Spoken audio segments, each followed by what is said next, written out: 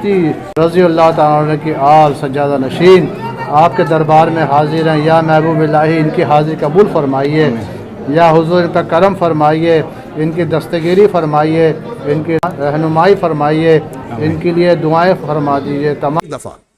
یہاں اس حدیث کو میں پیش کرنے کے لیے حاشیہ پڑھ رہا ہوں کہ اس روایت میں ہے کہ ایک دفعہ سیدنا سلیمان علیہ السلام لوگوں کے ہمراہ نماز استسقاء کے لیے ایک میدان کی طرف نکلے۔ گویا یہ انبیاء کا طریقہ ہے۔ اب یہاں ایک نوٹ اور بات کریں کہ استسقاء بارش طلب کرنے کے لیے، پانی طلب کرنے کے لیے دعا مانگنا، نبی ہیں سلیمان علیہ السلام اور دعا مانگنے جا رہے ہیں۔ نبی کریم صلی اللہ علیہ وسلم سید الانبیاء ہیں، نبیوں کے سردار، اس میں کسی کو اختلاف نہیں ہے، قبر پرستوں کو بھی، لیکن آپ نے بھی استسقاء کی دعا کی۔ تھوڑی دیر کے لیے سوچئے ان کا دماغ کتنا الٹا ہے جو بزرگان دین کا وسیلہ لگا کے دعا مانگتے ہیں اور یہ سمجھتے ہیں کہ ان سے۔ ہمارے یہاں ایک مرتبہ کچھ لوگوں نے اسی طرح دعا کی اور اس کے بعد رم جھم بارش ہوئی تو لوگوں نے کہا کہ دیکھو بزرگوں کا وسیلہ لگا کے جو دعا مانگی گئی وہ قبول ہوئی۔ دعا بعض اوقات اللہ تبارک و تعالیٰ مشرکین کی بھی قبول کرتا ہے، مشرکین مکہ کی قبول کی قرآن میں ہے، اس سے ان کے مقبول ہو جانے کا پتہ نہیں چلتا۔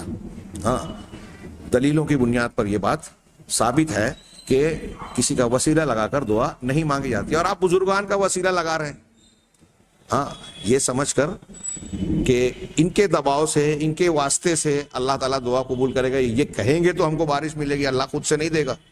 آپ اللہ کے ساتھ بھی بدگمانی کر رہے ہو۔ اللہ کہہ رہا ہے کہ تم مجھ سے مانگو میں دوں گا، تم کہتے ہو کہ ڈائریکٹ مانگیں گے تو نہیں دے گا، ہاں، کسی اور کو بیچ میں ڈالنا پڑے گا، ہاں۔ اور پھر کس کو ڈال رہے ہیں؟ بزرگان کو۔ یہ بزرگان کوئی نبی کے پیروں کی دھول کے درجے تک پہنچ سکتے ہیں؟ بزرگان میں سے کوئی کتنا بھی بڑا بزرگ ہو، کسی نبی، وہ چاہے ادنا درجے کا، انبیاء کرام میں کم درجے کے نبی ہوں، کسی نبی کے درجے کو دنیا کا کوئی ولی اور سارے اولیاء نہیں پہنچ سکتے۔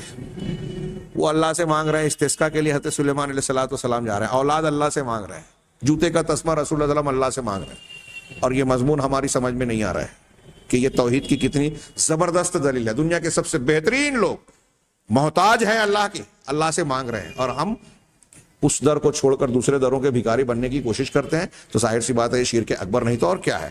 چنانچہ یہاں اصل مضمون کی طرف آئیں کہ ایک روایت میں ہے کہ ایک دفعہ سیدنا سلیمان علیہ السلام لوگوں کے ہمراہ نماز استسقاء کے لیے ایک میدان کی طرف نکلے۔ وہاں ایک چونٹی کو دیکھا جو چت لیٹ کر اور اپنے پاؤں اوپر اٹھائے ہوئے اللہ سے دعا کر رہی تھی کہ اے یا اللہ، میں تیری مخلوق ہوں، اگر تو کھانے پینے کو نہ دے گا تو میں کیسے زندہ رہ سکتی ہوں۔ چونٹی دعا کر رہی ہے اللہ سے، یا ہمیں کھانے کو دے یا مار ڈال۔ سیدنا سلیمان علیہ السلام چونٹی کی یہ دعا سن کر انہوں نے لوگوں سے فرمایا اب اپنے اپنے گھروں میں لوٹ جاؤ، ایک چونٹی نے تمہارا کام پورا کر دیا، ہاں، اب انشاءاللہ بارش ہوگی۔ یہ دارقطنی کی روایت ہے جو انہوں نے مشکات کے حوالہ دے کر نقل کیا، کتاب الصلاۃ باب الاستسقاء اور فصل 40 کی روایت ہے، ہاں، اس کا درجہ میں نے نہیں دیکھا لیکن شیخ کیلانی صاحب نے اس کا تذکرہ کیا ہے۔